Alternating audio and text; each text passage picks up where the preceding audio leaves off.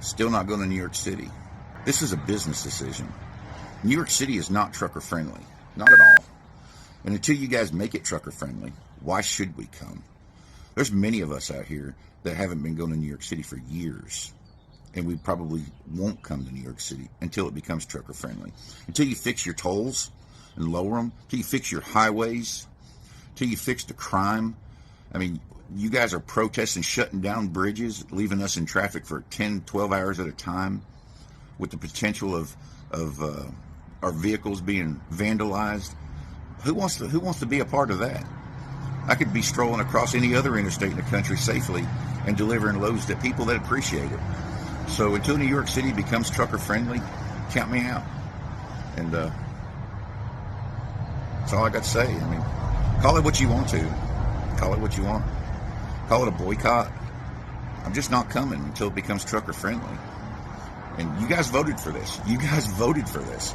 So you guys voted. Yes, welcome back. I believe you have seen this. Truckers are making sure to put out videos. We should understand they are not backing down. It is like something is not going on because the mainstream media is not reporting on that. They are focusing on other things. But there is something different on this clip which I want you to see. Letitia James said something that triggered a lot of people. I have some videos which I'm going to play so you will see exactly what is going on. According to this article, Letitia James says she's prepared to seize strong buildings if he can pay his 354 million civil fraud fine. You can understand how people can be so pissed off by this. She's on Twitter every single day to update fines. Today the money is, if you have been following what is going on, you should check her Twitter handle. You will see what I'm saying. Becomes trucker friendly. And you guys voted for this. You guys voted for this. So you guys voted for all your fantasy rainbow unicorns over your economics. You guys don't hold your leaders accountable. You guys welcome crime. You don't prosecute crime. Why would I want to go to a place where you guys don't even prosecute criminals? So till you guys fix yourself, maybe we can sit down and have a conversation about helping out and making your economy better. Until then, not going to New York. Yes, few days ago, I put out a video where some ladies went on social media rant. If you don't want to go to New York, we will take your jobs and give it to immigrants. She said it loudly, and a lot of videos surfaced on TikTok. We're going to turn now to the ABC News exclusive tonight after Donald Trump was fined nearly $355 million in his civil fraud case. Tonight, New York State's Attorney General Letitia James saying she's prepared to seize Donald Trump's assets, including his buildings, if he doesn't pay the money. ABC's Aaron Katersky, one-on-one tonight with the Attorney General. 4 days after a judge ordered Donald Trump to pay $355 million for a decade of fraud, New York Attorney General Letitia James says she's prepared to do everything she can to make sure the former president pays his fine, including, she told us, seizing the buildings that bear his name. If he does not have funds to pay off the judgment, then we will seek, judgment enforcement mechanisms in court, and we will ask the judge to seize his assets. Trump was held liable for exaggerating his wealth and inflating the value of his real estate so banks would give him low-interest loans. Trump insisted the banks liked doing business with him. They said no victim, no one got harmed, the banks got paid back. So no harm, no foul.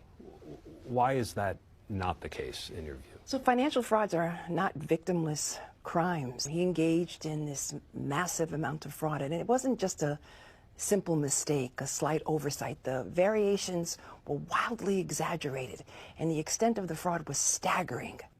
Yes, and this is what Trump lawyer had to say pertaining to her decision thinking to seize Trump property. One thing I can tell you is that her goal of tearing down the Trump organization, her goal of tearing down the individuals that work so hard, including on his campaign, his family, and the list goes on, her goal is frankly not going to succeed. That's all I'm willing to say.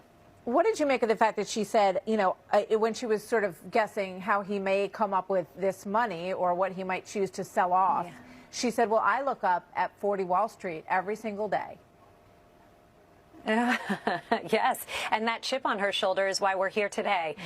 Look, this is a woman who ran on getting Trump before she even knew anything about the Trump organization. She made good on a campaign promise, and she used Judge Gordon to help her facilitate that promise. Martha, all I can say is this. President Trump is one of the smartest businessmen, one of the greatest presidents we have ever seen. If she thinks she is going to take him down, if that was her goal, which we all know very well it was, and she got a strong assist there in court, but I will tell you this, that goal will not be successful, and that is the message I can give to everyone listening here. It will not be successful. We've seen it happen time and time again. Look at what's happening in Georgia. Look at what's happening with Miss James going to Washington right before she files the complaint. We have proof of that now. We're not talking about it because it's so damaging. This is all political. There's actually no factual basis to it, and I'm really looking forward to everybody seeing our record on appeal. I hope they take the time to read it so that they can get a window into what are the facts. They've done nothing wrong. You know what is going on. If this man is being outspoken like this, giving reason why he cannot go to New York, then you should know. It is not only about what is happening to Trump. There are other related issues they have put out. He talks about crime. We know what is going on. Now going back into this article, for this, after a judge ordered former President Donald Trump to pay $354 million in a civil fraud case, New York Attorney General Letitia James told ABC News that she is prepared to seize the former president's asset if he is unable to find the cash to cover the fine. If he does not have funds to pay off the judgment, then we will seek judgment enforcement mechanism in court and we will ask the judge to seize his asset, James said in an interview with ABC News. One of my trucker friends here at this Love's Truck Stop, all right, and I asked him the question, you know, what does he think about what's going on in New York? And you know, I'll let him answer what his response was. I don't want to put words in his mouth, okay? So here we go. Here's one of my brothers here. Yes. My thing about it is I think we should all stay out of New York at the moment. I've been turning down every load that is offered to me going towards New York just to stay away from there to support Trump. You know, so this is how to, you know, I mean, everybody's got their own man here. You don't know shit about the trucking industry. In response to what's happened to Trump in the state of New York to deliver goods. I am proud to stand with my fellow brothers and sisters in the trucking industry. They are among President Trump's strongest supporters. Hell yeah, truckers. Don't deliver my damn thing. Truckers, do you actually think you're irreplaceable? Maybe even an immigrant? Legal immigration are okay. And divided by class. Are you sure? Watch the water there. I hate my job.